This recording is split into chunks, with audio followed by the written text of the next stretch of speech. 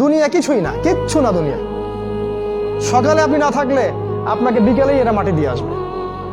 চোখ বন্ধ করে চিন্তা করবেন রাত্রেবেলা আপনি পৃথিবীতে নাই, আপনার স্ত্রী, আপনার সন্তান, আপনার প্রতিষ্ঠান, আপনার সংগঠন, আপনার সবকিছু কি থেমে আছে না চলছে?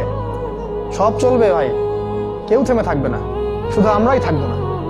অতএব আমাদের কবরের চিন্তা আমাদেরকে করতে হবে। জ্ঞান অনুযায়ী আমল করি, অবহেলা না করি ইনশাআল্লাহ। 3 নাম্বার, আদর্শ পরিবার গঠন করেন। পরিবারটা হবে ডিনামাইট। রাষ্ট্র বিশ্ব কই যায় যাক, আপনার পরিবার যেন ইসলামের আদর্শের উপর থাকে।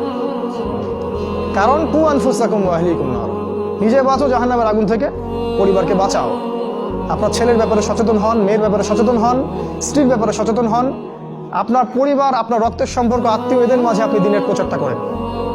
কোথায় কে জাহান্নামে যায় যাক, ওটার পরের চিন্তা আপনার, ওটা চিন্তা আপনার করতে হবে না। এখন আপনি আপনার পরিবারের দিকে ফোকাস করুন। যদি আপনি পরিবারকে ইসলাম